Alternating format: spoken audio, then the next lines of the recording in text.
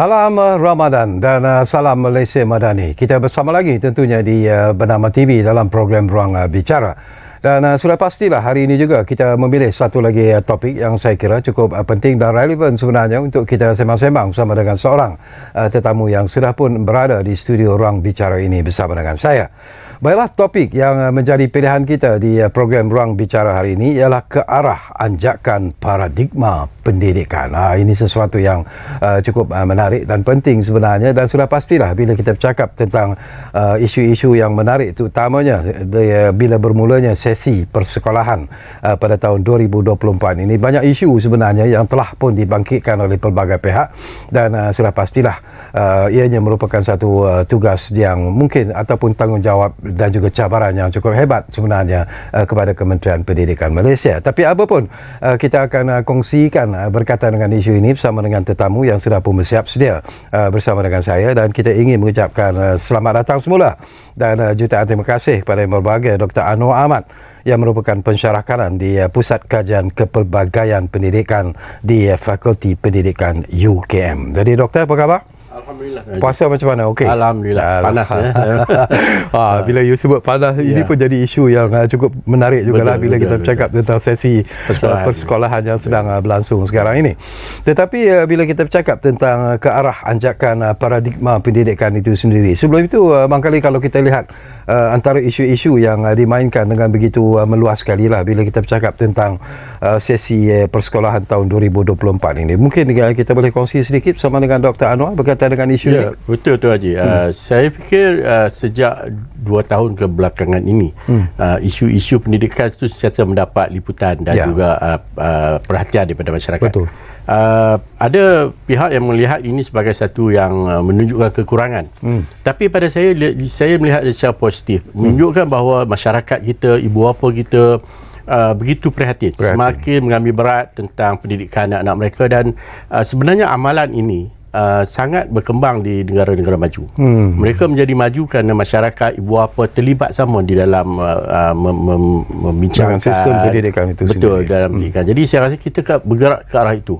Jadi kita kena meraihkan pandangan, pendapat, dan juga bila masyarakat ingin membincangkan isu-isu mereka, itu satu perkara yang cukup baik, cukup positif.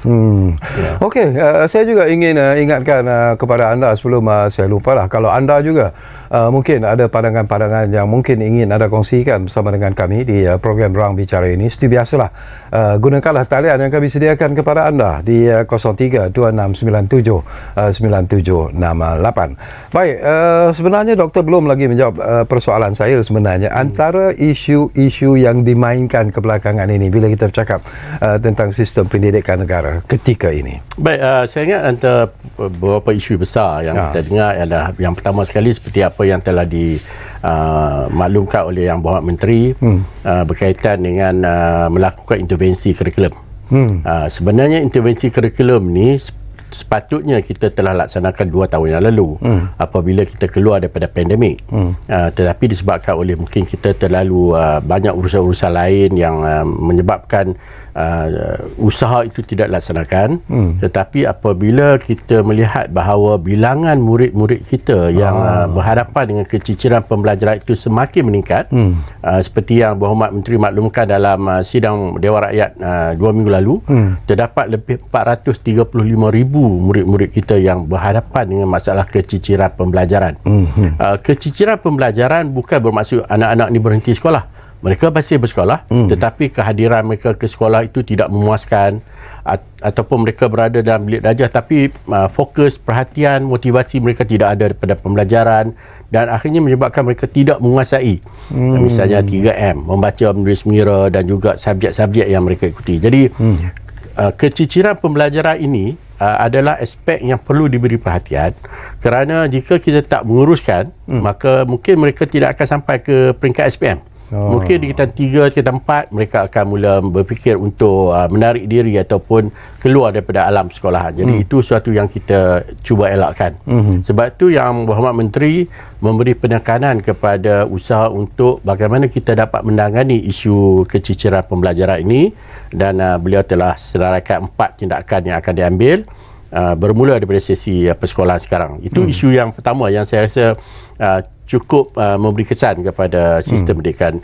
Yang kedua, kita dengar isu kantin, itu juga dengan isu sekolah vernacular.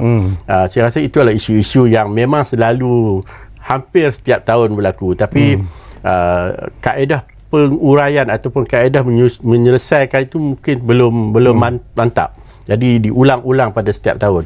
Begitu juga dengan satu lagi isu-isu sekolah ataupun kelas yang terlalu ramai murid. Saya rasa itu adalah beberapa isu dalam seminggu dua ini disiarkan ataupun dibincangkan oleh masyarakat. Bila kita bercakap tentang isu-isu yang telah pun dimainkan dengan begitu meluas sekali lah, terutamanya dalam media, baik media sosial dan sebagainya, dan mungkin ada juga ibu bapa yang ingin melihat bahawa akan ada satu perubahan sebenarnya dilakukan oleh Kementerian Pendidikan sendiri dalam membetulkan situasi yang mungkin dilihat perlu diberi perhatian yang serius ini sebenarnya. Pandangan doktor, apa yang perlu dilakukan? Betul, sebab kita harus memahami bahawa selepas pandemik COVID, badan-badan dunia memang memaklumkan, OECD, Bank Dunia, UNICEF, UNESCO telah memberikan peringatan kepada semua negara dunia bahawa selepas pandemik itu selesai, maka akan berlaku satu ruang di mana anak-anak ini akan berhadapan dengan masalah pembelajaran. Disebabkan 2 tahun pandemik itu menyebabkan ramai anak-anak yang tidak dapat menguasai 3M, membaca, menulis dan mengira dengan baik. Dan kita sedang merasakan keadaan itu sekarang. Sebab itu tindakan-tindakan untuk menyelesaikan isu yang asas ini mesti dilakukan segera. Bayangkan Tuan Haji, kalau anak-anak kita tak boleh baca, tak boleh tulis, tak boleh mengira, dia naik ke tingkatan 1, dia tidak boleh membaca dengan baik. Jadi prestasi akademik ni akan merosot dan akhirnya mereka mengambil keputusan untuk keluar daripada alam sekolah. Jadi perkara pokok atau asas yang mesti diselesaikan adalah isu keciciran pembelajaran. Bagaimana untuk mengatasi isu ini sebenarnya? Pandangan doktor. Kalau kita ambil apa yang disampaikan oleh KPM, KPM telah menyasarkan ada 4 tindakan yang mereka akan ambil. Yang saya rasa tindakan-tindakan itu selepas kita teliti dan kita bincangkan di berbagai peringkat, kita dapati itu adalah tindakan-tindakan yang positif, yang diyakini boleh menyelesaikan ataupun mengurangkan isu keciciran pembelajaran. Yang pertama sekali, apa yang akan dilakukan oleh KPM adalah menjajarkan semula kurikulum. Apa maksudnya menjajarkan? Maksudnya kita akan mempermudahkan, bukan kita mengurangkan, tetapi mempermudahkan proses-proses pembelajaran itu. Kalau dulu ada perkataan yang mungkin sukar untuk anak-anak fahami, kita cari perkataan-perkataan yang lebih mudah untuk anak fahami. Kalau dulu misalnya ada topik-topik yang mungkin sukar, kita mungkin anjakkan topik itu ke belakang sedikit, supaya anak-anak dapat belajar yang lebih mudah, mereka kuasai dahulu, kemudian baru mereka belajar yang sukar. Jadi penyusunan semula, kemas kini, dan itu dilakukan untuk menjajarkan kurikulum. Yang keduanya, yang penting juga adalah kita akan memulakan apa dipanggil pengesanan awal. Ini pada saya selalu sebut dalam tulisan-tulisan saya. Anak-anak kita ni bila dia masuk ke sekolah, bila tidak ada peperiksaan, dia tidak ada hala tuju. Dia pun tak pasti dia belajar ni untuk apa. Kalau zaman saya dulu, saya nak belajar sebab saya nak exam. Ada waktu-waktu di mana kita akan diuji. Betul. Tapi bila tidak ada peperiksaan, terutama tahun 1, tahun 2, jadi anak-anak ni masuk ke sekolah dan mereka tidak ada hala tuju yang jelas. Mak ayah juga tidak boleh bantu anak sebab tidak ada peperiksaan dan sebagainya. Jadi apa yang dibuat oleh KPM selepas ini, mereka akan lakukan pengesanan awal. Maksud anak-anak ni masuk 3 bulan pertama, mereka akan kesan sama ada anak ni boleh baca, boleh mengira atau tidak.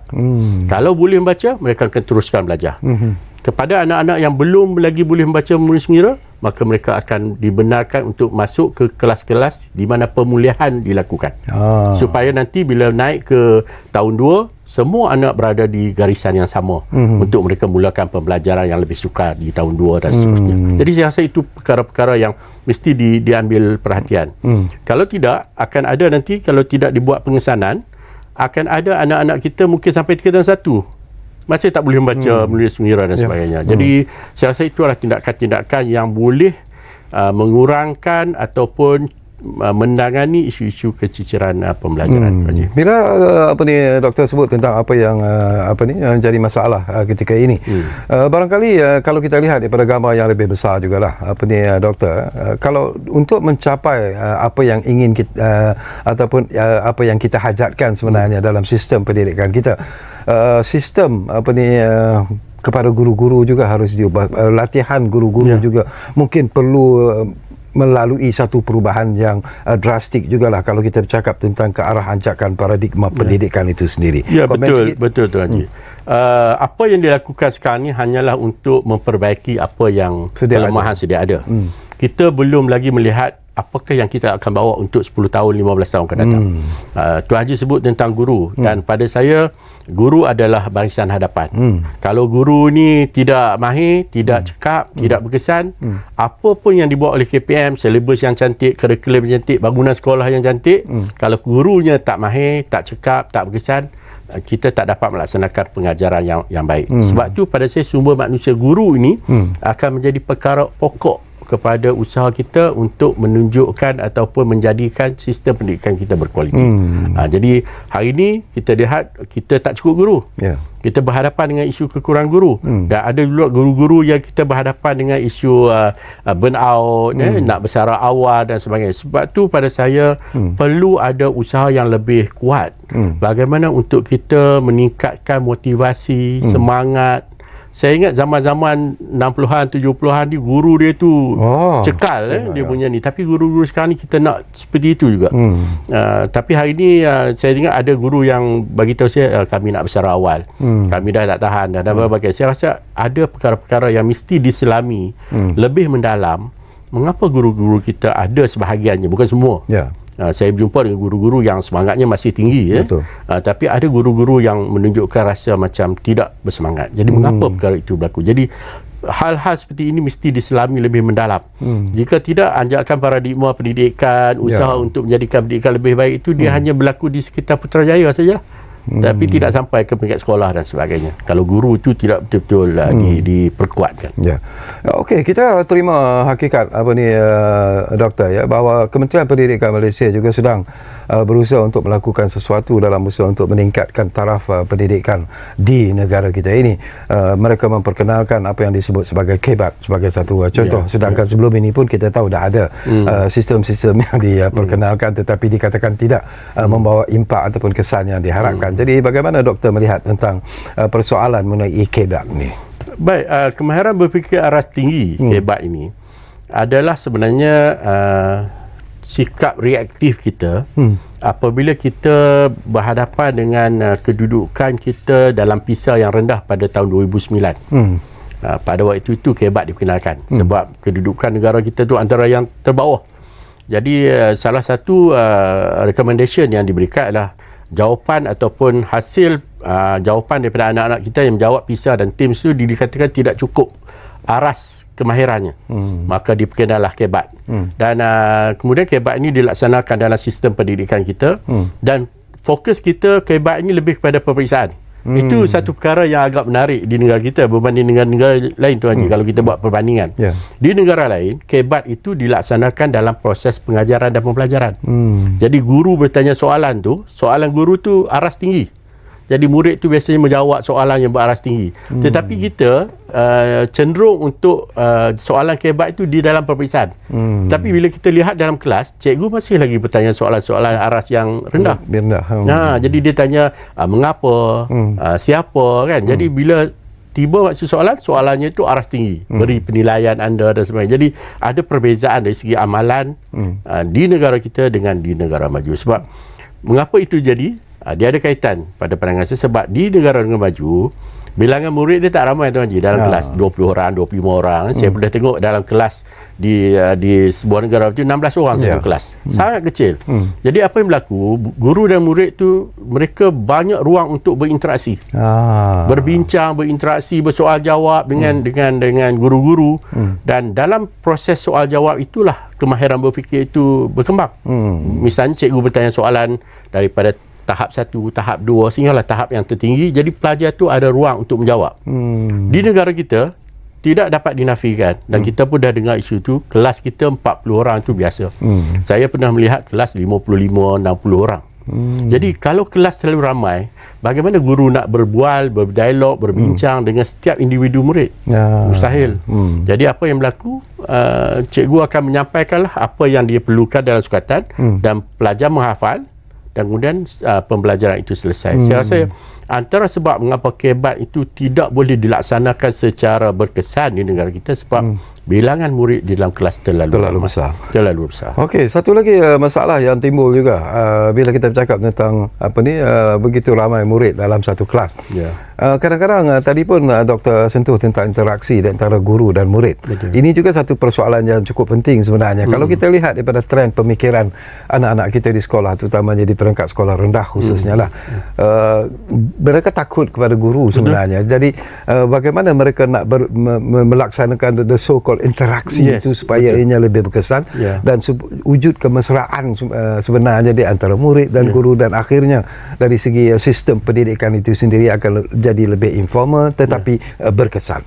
Kita selalu dengar tu Haji, kita dengar bila kawan-kawan kita balik daripada luar negara, anak mereka belajar di luar negara, mereka selalu kata di sana anak-anak berbual dengan guru. Guru walaupun jawapan dia salah, guru tetap menguji jawapan dan keberanian dia untuk menjawab, sehingga dia berasa seronok untuk menjawab soalan guru. Tapi di negara kita macam tu Haji sebut tadi, murid kita takut untuk buat silap. Kerana kita telah dibudayakan sejak sekian lama melakukan kesilapan dalam pembelajaran itu satu dosa yang besar, satu kesalahan yang besar. Jadi sebenarnya belajar itu perlu melakukan kesilapan. Perlu tahu apa yang silap, kemudian dibetulkan, dan akhirnya proses itu berjalan berterusan. Jadi kebimbangan, rasa resah, rasa takut, rasa gugup untuk tidak membuat silap akhirnya menyebabkan anak-anak kita akan bersikap reserve, dia akan diam. Dia kata lebih baik berdiam, kalau berdiam tak ada buat salah. Jadi inilah yang menjadi budaya sebahagian daripada anak-anak kita, dan keadaan ini kalau dibiarkan, bila dia naik ke peringkat yang lebih tinggi, termasuk ke universiti, kita akan dapat lihat perbezaan yang lebih jelas di dalam kelas. Bilik darjah kuliah yang besar, ada 100 orang pelajar, kita akan nampak sekelompok pelajar itu sering bertanya soalan, mahu berbincang, bertanya pensyarah dan sebagainya. Tapi ada sekumpulan lagi pelajar, dia akan lebih suka mendiam, mencatat nota dan sebagainya. Ada perbezaan yang ketara yang kita boleh nampak dari depan. Bila kita jadi pensyarah berhadapan dengan 100-200 pelajar di dewan kuliah, kita nampak perbezaan itu. Jadi saya rasa kaedah-kaedah pengajaran, pembelajaran dalam bilik darjah di peringkat sekolah rendah juga harus menekankan soal-soal komunikasi, kan? Itu lebih penting sebenarnya. Okey, Dr. Anoh, kita akan sambung lagi, tapi seperti biasalah, bulan puasa ni pun kita rehat-rehat dululah seketika. Teguk minuman yang kami sediakan, dan kepada anda saya ingatkan lagi, ini topik yang cukup menarik dan penting sebenarnya, dan kalau anda yang mungkin berkesempatan bersama kami ketika ini di program Ruang Bicara ini, mungkin anda ingin berkongsi pandangan dan juga pendapat, jadi gunakanlah ruang yang kami sediakan kepada anda melalui talian yang kami sediakan di 0326979768. Kita lihat dulu, kembali semula Ruang Bicara bernama TV. Jumpa lagi.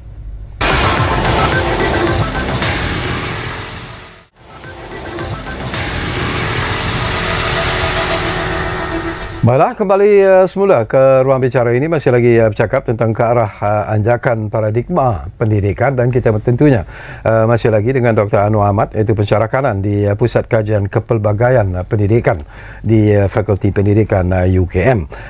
Tadi ini pun saya nak dapat juga pandangan daripada Dr. Anwar lah. Baru sebentar tadi pun doktor mengatakan bahawa mungkin timbulnya masalah di kalangan pelajar-pelajar kita ialah kerana kita terlalu menekankan tidak adanya peperiksaan yang seharusnya diadakan. Tetapi ada juga pandangan dan pendapat yang mengatakan bahawa sistem pendidikan kita ini terlalu exam oriented juga. Jadi yang mana satu sebenarnya yang perlu kita lihat secara jelas? Ya, terima kasih Tuan Haji. Sebenarnya pentaksiran itu perlu dilaksanakan. Pentaksiran itu boleh jadi dalam bentuk peperiksaan ataupun dalam bentuk penilaian di dalam bilik darjah dan sebagainya. Itu terserah. Banyak negara di dunia yang tidak mengamalkan sistem peperiksaan. Mereka pentaksir dalam kelas. Tetapi kita juga harus mengambil maklum bahawa mereka boleh melakukannya kerana kelas mereka bilangan muridnya tidak ramai. Kalau 20 orang misalnya, guru ada masa dan ruang untuk melihat setiap individu pelajar. Jadi kalau misalnya pelajar itu bijak berkomunikasi, guru dapat melihat sebab guru ada peluang untuk berinteraksi. Tapi kalau kelas itu terlalu besar, misalnya 50 orang, bimbanglah cikgu tu, bagaimana cikgu tu dapat berinteraksi dengan setiap murid dalam kelas itu. Dan sistem negara kita pula, setiap cikgu itu bukan hanya mengajar satu kelas, dia perlu mengajar 5 kelas, 6 kelas satu hari. Jadi proses itu menyebabkan pentaksiran bilik darjah itu menjadi sukar. Walaupun dari segi amalan pendidikan, pentaksiran bilik darjah adalah kaedah yang terbaik kerana ia memberi ruang guru menilai murid secara holistik, secara menyeluruh. Dia bukan hanya melihat dari segi pengetahuan, tetapi juga melihat dari segi sikap dia, tingkah laku dia, minat dia dan sebagainya. Tetapi syarat dia kelas itu tidak boleh terlalu ramai murid. Sebab tu di negara-negara maju mereka melaksanakan pentaksiran bilik diajar itu secara berkesan. Tetapi di negara kita, kalau kita masih mengekalkan PBD ataupun pentaksiran diajar, tapi bilangan muridnya terlalu ramai, kita bimbang bahawa pentaksiran itu tidak dapat dilaksanakan secara berkesan. Sebab tu pada saya, selagi kita belum bersedia untuk pentaksiran bilik diajar yang berkesan, kita mesti melaksanakan peperiksaan. Sehingga kita rasa kita sudah yakin bahawa pentaksiran bilik diajar kita, bilangan murid dalam bilik diajar tidak ramai, silibus kita juga lebih banyak menjalankan aktiviti-aktiviti, barulah kita melaksanakan pentaksiran bilik diajar. Pentaksiran itu akan jadi lebih baik, lebih tekal, valid dan sebagainya. Jadi pada masa ini buat pandangan saya masih merasakan bahawa peperiksaan itu adalah sesuatu yang perlu dilaksanakan dalam sistem. Baik, Dr. Anwar, saya mohon maaf, saya terpaksa membangkitkan juga satu lagi persoalan yang mereka suruh saya tanyalah, dan ini juga menjadi satu persoalan yang mungkin menarik juga untuk mendapat respon daripada Dr. Anwar. Ada yang mengatakan bahawa kadang-kadang sistem pendidikan kita ini berubah mengikut pentadbiran kerajaan, pertukaran menteri pendidikan dan sebagainya, dan akibatnya berlakulah kececeran dari segi continuity dalam sistem pendidikan itu sendiri. Komen sikit, Dr. Baik, ada dua bentuk perubahan, Tuan Haji. Yang pertama, perubahan itu mesti berlaku kerana masyarakat berubah. Jadi tidak boleh tidak, perubahan dalam pendidikan mesti berlaku, tetapi dia mestilah bersifat susceptible. Maksud dia mesti ada konten, dia mesti ada alasan yang kuat. Misalnya masyarakat telah berubah, kita kena memberikan pendidikan digital pada anak-anak. Tidak ada pilihan. Itu memang keperluan. Tetapi ada keadaan-keadaan di mana perubahan-perubahan itu berlaku disebabkan oleh cita rasa kepimpinan. Mungkin mereka ingin melihat sesuatu yang baru daripada era sewaktu mereka memegang tampuk kepimpinan. Saya rasa itu yang menjadi isu kepada masyarakat. Pada saya, boleh atau tidak kepimpinan membuat dasar, selagi mana dasar yang diberikan itu diberikan rasional yang kuat, justifikasi yang kuat, masyarakat boleh menerima, silakan. Tetapi kadang-kadang kita melihat ada juga idea-idea yang datang tiba-tiba. Misalnya dahulu kita tiba-tiba diperkenalkan dengan Sekolahku Sejahtera dengan 14 akronim dan sebagainya yang kita pun tak pasti apa perkara sebenarnya. Sebab yang kita faham, di dalam kurikulum kita sudah ada nilai-nilai murni, kita sudah ada pendidikan moral yang sudah ada dalam kurikulum. Tiba-tiba diperkenalkan satu perkara baru yang tidak diperjelaskan dengan detail. Jadi perkara-perkara seperti itulah, ini contoh saja, bukan bandar-bandar banyak pihak, tapi nak bagi contoh bahawa apabila kepimpinan memegang tampuk pentadbiran pendidikan, jika mereka ingin melakukan perubahan, biarlah perubahan itu memberi kesan yang baik kepada anak-anak kita. Kita tidak mahu melihat ada kesan-kesan yang hanya sekadar program baru, idea baru, tetapi akhirnya selepas beberapa tahun terpaksa diulang ataupun dikaji semula. Sekarang ni kita lihat misalnya banyak perkara yang terpaksa dilihat semula. Dulu UPSR ada, kemudian tidak ada. Sekarang ni sudah timbul balik UPSR perlu atau tak perlu dan sebagainya kan. Jadi pada saya kena ada kajian yang jelas, ada faktanya, dan kalau perlu diubah, kita akan menyokong perubahan tersebut. Bila kita bercakap tentang menyesuaikan sistem pendidikan itu dengan perubahan semasa, tak kiralah sama ada mungkin terutamanya dari segi ekonomi itu sendiri. Tadi pun Doktor ada sentuh sebentar selalu. Kita bercakap tentang digital ekonomi sekarang ini, dan semua negara sedang menuju ke arah itu sebenarnya, termasuklah negara kita sendiri. Jadi apakah doktor juga merasakan bahawa memang kita akui Kementerian Pendidikan juga melakukan langkah-langkah ke arah memenuhi the so-called pekerja-pekerja yang mungkin ataupun pelajar-pelajar yang mungkin apabila graduate nanti akan bersesuaian dengan kehendak pekerjaan semasa. Tetapi apakah kita menuju ke arah itu sebenarnya, ataupun ada lagi yang perlu kita fikirkan secara serius untuk menjayakan matlamat itu? Ya. Pendigitalan ataupun pendidikan digital ini penting. Kita kena segera masuk kepada proses itu dan kita kena terlibat. Tinggal lagi ada pakar-pakar pendidikan di negara-negara maju memberi peringatan. bahawa jika tidak diuruskan dengan baik, jurang pendidikan antara kumpulan miskin dengan kumpulan kaya akan melebar.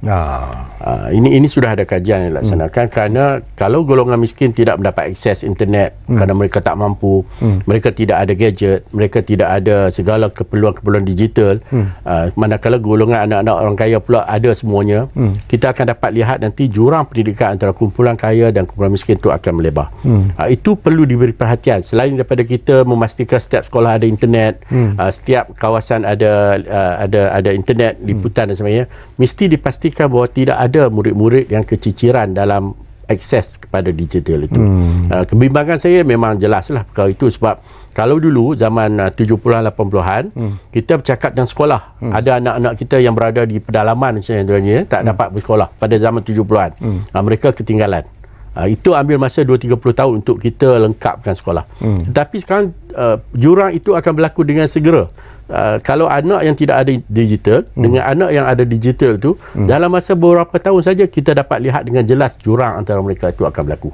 Jadi itu harus diperhatikan dengan sebaik-baiknya oleh KPM dalam usaha kita nak memastikan semua anak-anak akses kepada pendidikan digital. Selain daripada anak-anak, barangkali kita kembali semula kepada apa yang kita sebut di awal tadilah, iaitu latihan kepada guru-guru juga harus disesuai dengan kehendak semasa sebenarnya. Jadi apakah doktor melihat ini juga sesuatu yang perlu dilakukan dengan segera oleh Kementerian Pendidikan? Saya melihat bahawa KPM pada hari ini lebih terbuka dari segi mahu memberi autonomi kepada guru. Seperti penjajaran yang dibuat 2 hari lepas pun menyatakan dengan jelas guru boleh memilih apakah perkara yang nak diajar pada murid-murid. Jadi autonomi guru adalah ciri-ciri yang sangat penting dalam usaha kita untuk meningkatkan pendidikan yang berkualiti. Sebab guru ini seperti yang saya sebut, dia di barisan hadapan.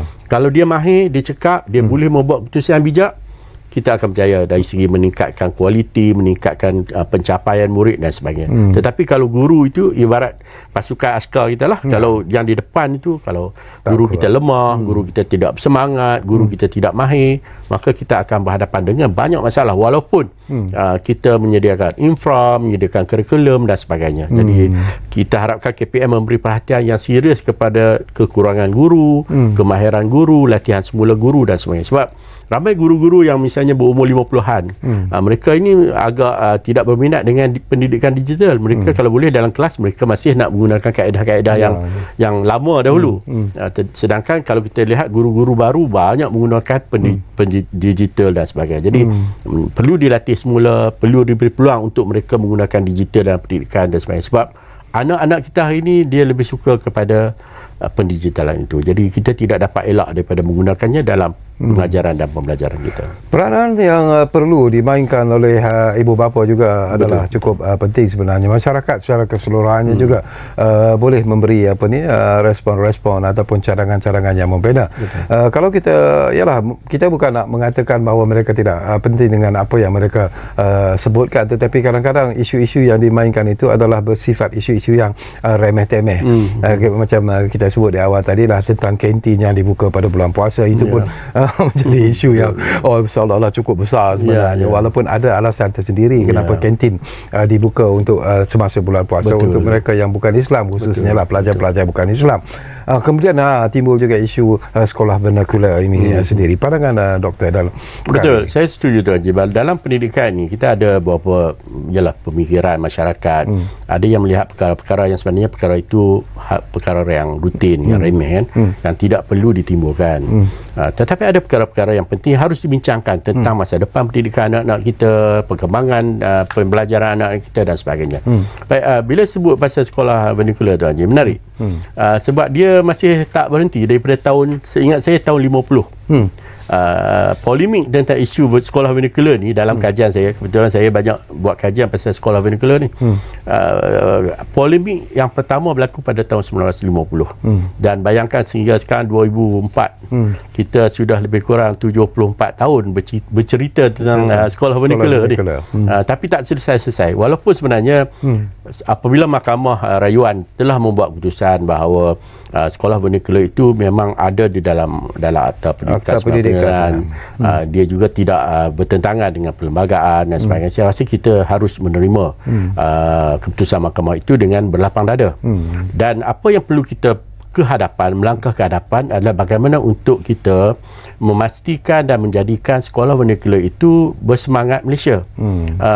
Supaya anak-anak yang berada di sekolah vernacular juga boleh menguasai bahasa Melayu dengan baik.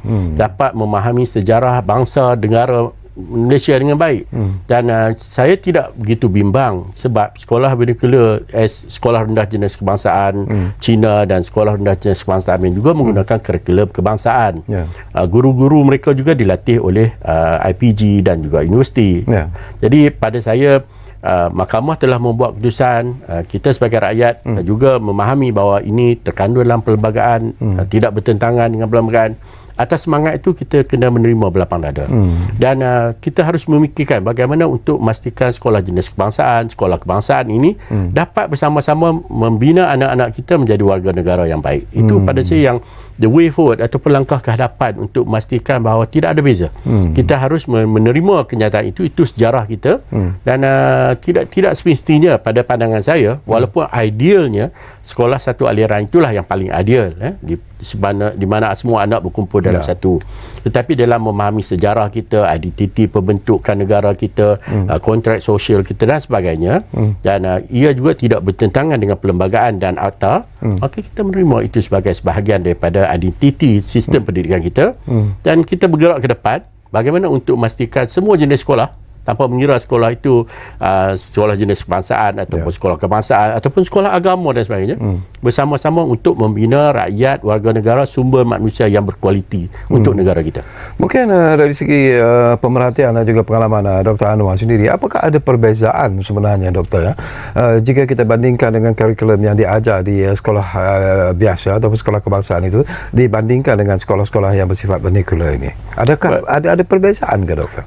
Perbezaannya itu tidak terlalu besar, cumanya adalah dikatakan bahawa kurikulum di sekolah jenis kebangsaan itu lebih rendah dari segi arasnya berbanding dengan sekolah kebangsaan.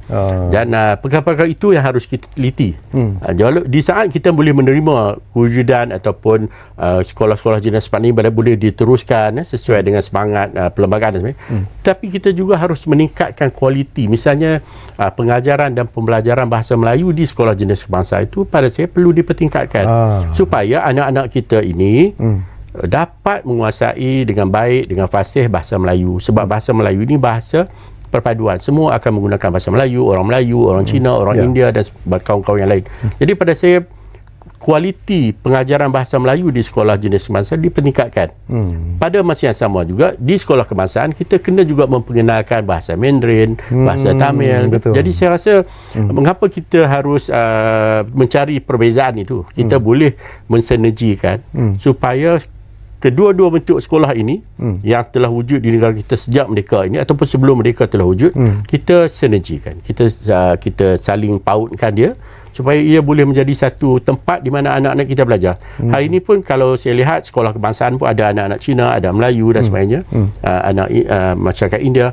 Di sekolah jenis kebangsaan pun ada anak-anak Melayu, anak India, dan Sabah Sarawak dan sebagainya. Jadi pada saya, kalau kita nak bergerak ke depan, nak jadikan Malaysia ni benar-benar Malaysia dalam konteks masyarakat dia, kita kena sedia untuk melihat peluang-peluang yang ada dalam semua sekolah ni.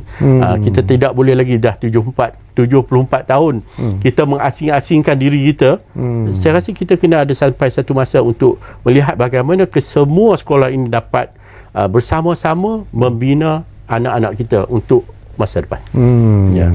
Okey, kita juga nak sentuh Doktor, ini tentang penyediaan kurikulum persekolahan 2027. Mungkin boleh dapat penekanan ataupun apa yang ingin Doktor cadangkan ke arah penyediaan kurikulum persekolahan 2027. Kurikulum baru 2027 ni, kita sehingga ini kita belum dapat gambaran yang jelas, sejelasnya.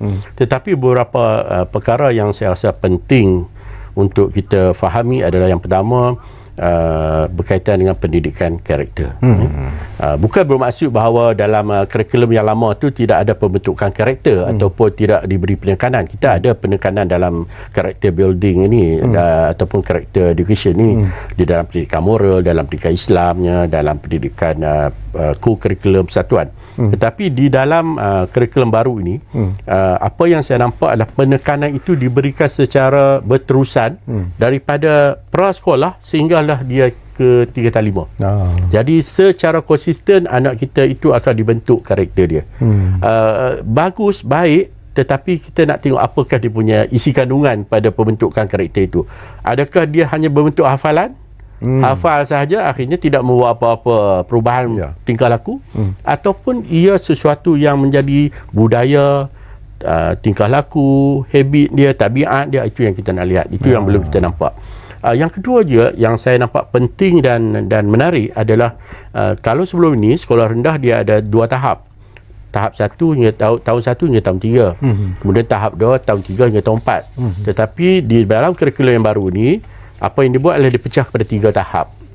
Itu lebih baik pada saya kerana pada setiap tahap itu kita mempunyai objektif yang lebih jelas. Misalnya tahap 1 nanti fokus kita adalah kepada 3M. Anak-anak kita mesti menguasai 3M sebelum dia tamat tahun 2. Jadi syukurlah kalau anak kita tak adalah lagi yang keciciran pembelajaran dan sebagainya kan. Fokus dia adalah untuk memastikan anak-anak ni menguasai 3M. Tahap 2 lebih kepada amalan dia. Dia boleh bercerita, dia boleh bermain, dia boleh menunjuk cara dan sebagainya. Tahap 3 kemahiran berfikir dia. Jadi dia ada, pada saya kurikulum 2007 ni nampak jelas apakah matlamat yang cuba dicapai pada setiap tahap itu. Itu atas kertas tu aja.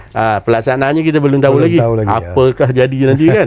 Jadi kita haraplah, kita doa yang terbaik. Doa yang terbaik supaya apa yang dirancang oleh KPM itu dapat dilaksanakan, guru-guru dapat memahami dan menyokong usaha kurikulum 2027 nanti. Baik, okey, Dr. Anwar, kita akan berehat buat kali terakhir dan kembali nanti insyaAllah. Kita faham masa semakin suntuk, tapi mungkin ada lagi persoalan-persoalan penting yang sempat saya kongsikan bersama dengan tetamu kita di studio, Dr. Anwar Ahmad, dan kita tentunya masih lagi bercakap tentang ke arah anjakan paradigma pendidikan. Itu topik kita hari ini di Ruang Bicara. Kita jumpa lagi selepas kita rehat buat seketika.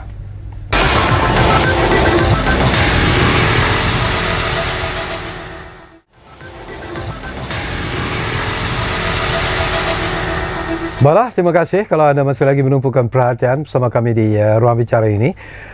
Banyak lagi mungkin sempat saya kongsikan beberapa lagi persoalan sebenarnya bila kita bercakap tentang ke arah anjakan paradigma pendidikan ini doktor ya, satu hasrat yang cukup murni sebenarnya, satu tujuan dalam usaha untuk mencapai sesuatu yang kita inginkan bila kita bercakap tentang sistem pendidikan di negara kita.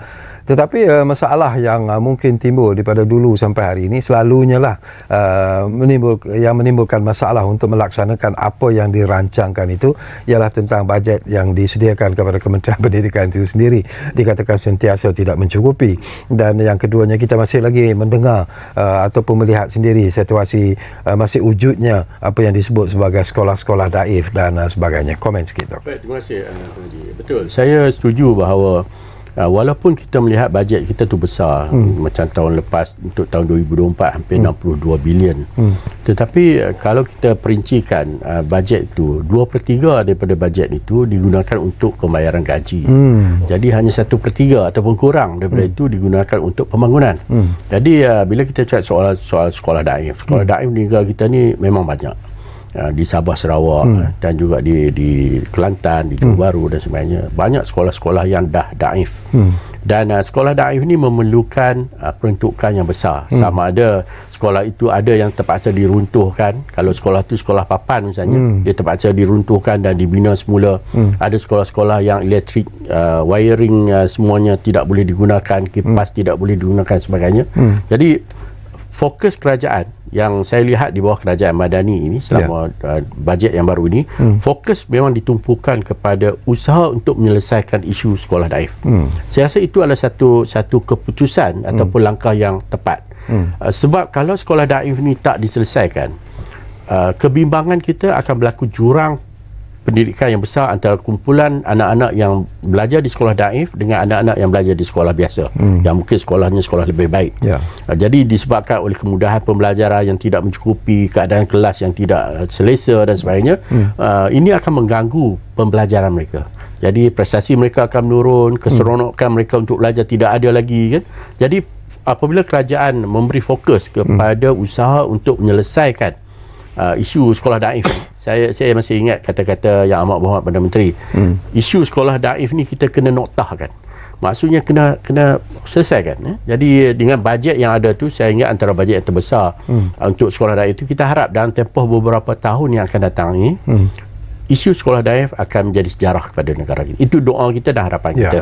Dan kalau itu dapat dilakukan, bajet-bajet seterusnya itu dapat kita tumpukan kepada usaha untuk mempertingkatkan kualiti kemudahan di semua sekolah-sekolah yang lain. Jadi kita harapkan sehingga isu sekolah daif ini belum selesai, fokuskan supaya isu ini dapat diselesaikan. Walaupun kita mungkin tidak boleh menyelesaikan dalam 1 tahun atau 2 tahun, tapi mesti ada perancangan. Dan saya sudah nampak KPM mempunyai perancangan itu, bagaimana nak menyelesaikan isu sekolah daif ini dalam masa yang terdekat. InsyaAllah saya berkeyakinan penuh bahawa sekolah daif ini akan ternoktah dengan peruntukan-peruntukan yang lebih besar pada tahun-tahun yang akan datang. Bila doktor sebut tentang sekolah daif, ialah kadang-kadang saya sedih juga. Saya selalu juga menerima perkabaran, menerima laporan daripada rakan-rakan saya yang bertugas di terutamanya di Sabah dan juga Sarawak sendiri. Dan masalah sekolah daif ini sudah macam doktor katalah, sudah pun berlarutan begitu lama sebenarnya, dan seolah-olah tidak ada noktah penyelesaian ke arah masalah ini. Jadi ialah kita mengharapkan bahawa kerajaan ataupun kementerian sendiri akan memberikan perhatian yang serius, kerana ianya sebenarnya memberi impak ataupun kesan bukan saja kepada murid-murid tetapi pada guru-guru yang bertugas itu juga. Itu merupakan satu perkara yang perlu dilihat secara serius. Bagaimana kita nak mengharapkan bajet yang lebih besar, itu sesuatu yang memang menjadi harapan semua kementerian. Saya fikir tidak ada pilihan sebab pendidikan ini pelaburan. Ia bukanlah satu perbelanjaan yang hangus. Kita selalu mungkin melihat perbelanjaan untuk pendidikan, bina sekolah ini adalah perbelanjaan yang hangus. Tetapi sebenarnya tidak. Dia adalah satu pelamburan sebab kita sedang menghasilkan sumber manusia yang berkualiti untuk negara kita. Betul. Kalau kita tidak menyediakan pendidikan yang baik, sekolah yang baik, guru yang baik, sumber manusia kita juga tidak akan menjadi yang terbaik. Jadi apabila kita melabur di dalam pendidikan, kita menghasilkan sumber manusia yang baik, pada akhirnya yang mendapat keuntungan itu adalah negara kita sendiri. Jadi mau tidak mau, peruntukan yang besar mesti diberikan, dan bukan hanya negara kita, Tuan Haji. Semua negara di dunia memberikan peruntukan yang besar kepada sistem pendidikan masing-masing. Jadi ada negara yang sehingga kan sanggup menyediakan apa sahaja untuk anak-anak belajar, laptopnya dan sebagainya disediakan untuk anak-anak supaya anak-anak dapat belajar dengan selesa. Jadi kita harapkan, kerana ini ada satu masa yang kita sebut sebagai masa depan negara kita, maka tidak peruntukan untuk pendidikan itu mesti dilaburkan, mesti diberikan supaya anak-anak kita menjadi sumber manusia yang berkualiti, yang berkesan, dan bukan hanya boleh menyumbang kepada negara kita dari segi ekonomi, dari segi kesejahteraan, inovasi dan sebagainya, tapi mereka juga mungkin boleh menyumbang kepada global, kepada dunia dan sebagainya. Itu harapan kita pada masa depan. Saya juga nak dapat pandangan Dr. Anwar lah. Bagaimana kita nak menyelesaikan selain daripada sekolah daif, tadi adalah tentang kita bangkitkan tentang isu begitu ramai pelajar-pelajar dalam satu kelas itu sendiri, dan ianya juga menjadi masalah di beberapa buah sekolah khususnya. Macam mana nak mengatasi masalah ini? Ada beberapa kaedah. Memanglah kaedah yang terbaik adalah kita terpaksa membina sekolah-sekolah, tapi itu memang mengambil masa yang lebih panjang, mungkin 5 tahun. Kalau misalnya sekolah Cyberjaya 2 yang akan dibina itu disebut akan disiap hanya pada tahun 2028. Itu pun yang telah dirancang sebelum ini. Jadi mengambil masa 4-5 tahun daripada kertas kerjanya sehinggalah sekolah itu siap. Jadi beberapa langkah yang boleh kita ambil untuk jangka pendek dan juga sederhana. Jangka pendek itu seperti yang dibuat oleh KPM, menguraikan pelajar-pelajar itu tidak tertumpu kepada sekolah itu saja, tetapi ke sekolah-sekolah berhampiran. Itu satu kaedah jangka pendek yang boleh dibuat. Yang keduanya, kemungkinan kita tidak boleh mengubah bilangan murid dalam kelas itu, sebab itu sudah tidak ada pilihan lain. Apa yang dibuat adalah kita boleh menyediakan guru pembantu. Jadi dalam kelas itu, walaupun bilangan muridnya ramai, tetapi kalau guru itu dibantu oleh seorang pembantu guru, kita dapat juga menyelesaikan ataupun memastikan pembelajaran itu berkesan. Kerana di saat guru mengajar, ada pembantu guru yang membantu guru dari segi membimbing murid-murid yang mungkin lambat, mungkin yang kurang memberi perhatian dan sebagainya. Itu langkah-langkah sederhana lah yang kita panggil. Dan ada juga cadangan supaya sekolah-sekolah satu sesi ini jadikan kembali 2 sesi buat sementara waktu. Dengan cara ini lebih banyaklah kelas-kelas itu dapat digunakan dan akhirnya dapat membantu untuk sementara waktu sebelum sekolah-sekolah baru disediakan. Jadi saya fikir ini langkah-langkah yang mesti diambil oleh KPM untuk memastikan bahawa jangan sampai kualiti pengajaran dan pembelajaran terganggu disebabkan oleh bilangan murid yang terlalu ramai dalam kelas. Apakah Dr. Anwar setuju kalau saya lontarkan satu cadangan ataupun satu persoalan juga, selain daripada ibu bapa, selain daripada guru-guru, selain daripada sekolah itu sendiri, kita ada PIBG sebenarnya yang juga sebenarnya mempunyai peranan yang cukup serius sebenarnya dalam usaha untuk meningkatkan sistem pendidikan kita. Tetapi apakah Dr. Anwar melihat bahawa mungkin peranan yang dimainkan oleh PIBG itu sebenarnya adalah peranan yang mungkin tidak dapat membantu ke arah menganjakkan ataupun ke arah ancakan paradigma pendidikan? Baik, menarik Tuan Haji, sebab kalau kita tengok kepada dokumen yang dikeluarkan oleh KPM, tahun 1984 telah dimulakan apa yang disebut sebagai sekolah itu sekolah komuniti. Bermaksud sekolah bukan hanya untuk komuniti sekolah, tapi bukan untuk guru-guru sahaja, tapi juga untuk ibu bapa, PIBG dan komuniti sekitar untuk menyumbang kepada sekolah. Itu telah dimulakan idenya pada tahun 1984, tapi seperti yang Tuan Haji sebut tadi, kita tidak nampak sangat pelibatan dari segi PIBG, bagaimana untuk memastikan sekolah itu menjadi sekolah yang lebih hebat dan sebagainya. Ini pada saya titik mula sepatutnya apabila kita mula melaksanakan sistem seperti pentaksiran bilik darjah. Baik, apa yang berlaku dalam pentaksiran bilik darjah ni Tuan Haji adalah bukan hanya apa yang berlaku di sekolah saja murid-murid itu akan diberikan markah ataupun kita panggil tahap penguasaannya, tetapi apa yang menjadi yang dilakukan di rumah juga sebenarnya akan menyumbang kepada tahap penguasaan yang lebih tinggi. Misalnya anak-anak itu berkomunikasi. Komunikasi itu akan diberi tahap 4, 5, 6 berdasarkan kepada keupayaan mereka. Kita tahu bahawa komunikasi itu tidak hanya berlaku di sekolah. Dia berlaku di rumah. Kalau ibu bapanya sentiasa menyokong komunikasi anak yang baik, selalu berbincang dengan anak-anak bijak, petah berkomunikasi, anak-anak menunjukkan kepimpinan, anak-anak menunjukkan sopan santun, adab yang baik, apa yang berlaku di rumah itu akan sampai ke sekolah dan dari situ mereka akan dapat tipi-tipi yang lebih baik. Jadi pada saya, sinergi hubungan antara rumah dengan sekolah sekarang berbanding zaman saya dulu, sekarang lebih penting. Betul. Kalau zaman saya dulu mungkin ibu bapa saya hantar saya ke sekolah, saya serah kepada cikgu uruskanlah anak saya ni. Betul. Kemudian ambil peperiksaan, saya dapat A ke dapat B, terserah pada cikgu. Tapi sekarang tidak lagi. Ibu bapa kena memastikan anak bersedia, anak-anak mempunyai kemahiran-kemahiran dan sebagainya. Bila sampai ke sekolah, kemahiran itu dikembangkan dan guru-guru akan memberi markah, grade dan sebagainya pada anak-anak mereka. Jadi hubungan ibu bapa dengan guru-guru mesti lebih baik, mesti lebih rapat, mesti lebih akrab berbanding dengan zaman saya dulu. Betul. Ya, jadi saya harapkan PIBG seperti yang Tuan Haji tadi sebut, kita kena beri lebih banyak ruang untuk mereka terlibat dengan berbagai-bagai keputusan aktiviti di sekolah. Kadang-kadang pengetua nak buat keputusan, mengapa tidak diajakkan PIBG sekali berbincang? Seperti contoh pembukaan kantin, kan? Mengapa kalau boleh kita, pada saya, keputusan membuka atau tidak membuka kantin kita serahkan kepada pihak sekolah dan juga pihak PIBG. Mereka buat keputusan apa yang terbaik untuk anak-anak mereka. Itu saya rasa lebih mudah, lebih baik. Dan kita dapat memberi ruang untuk ibu bapa dan guru-guru berinteraksi dalam menyelesaikan isu-isu di peringkat sekolah-sekolah masing-masing. Okey, tinggal 2 minit saja lagi.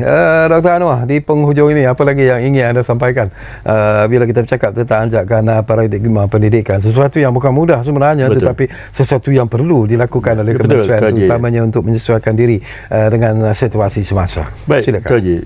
Kita mempunyai 10,200 lebih sekolah, 5 juta murid dan kita ada 400 lebih guru. Ini adalah satu angkatan ataupun satu kumpulan yang sangat besar.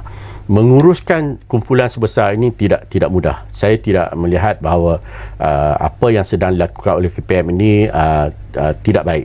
Dia sesuatu yang baik. KPM sedang bergerak dengan laju dan KPM memerlukan semua pihak terlibat secara serius dengan apa yang sedang berlaku dalam sistem pendidikan kita.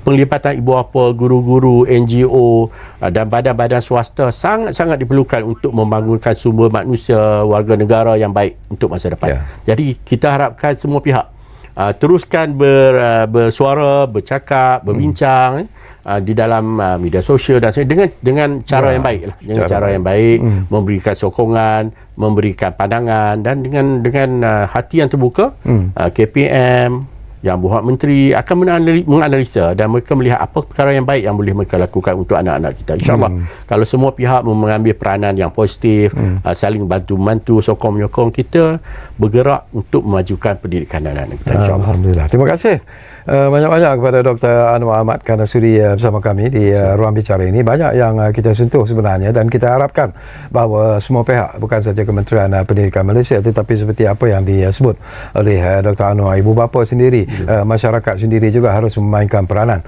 Jangan hanyalah membangkitkan isu-isu yang kita anggap remeh tetapi akhirnya gagal untuk membawa satu keputusan yang kita harapkan, satu keputusan yang positif ke arah menganjakkan paradigma pendidikan. Itu matlamat yang ingin kita capai sebenarnya. Apapun, kita mendoakan yang terbaik sebenarnya kepada sistem pendidikan negara dan saya percaya apapun yang kita cita-citakan dan sekiranya diberi tumpuan sepenuhnya, insyaAllah ianya akan dapat dilaksanakan. Terima kasih kepada anda yang menumpukan perhatian bersama kami di program Ruang Bicara dan jangan lupa Ruang Bicara seperti biasalah akan terus berbicara bersama anda dari masa ke semasa. Kita jumpa lagi.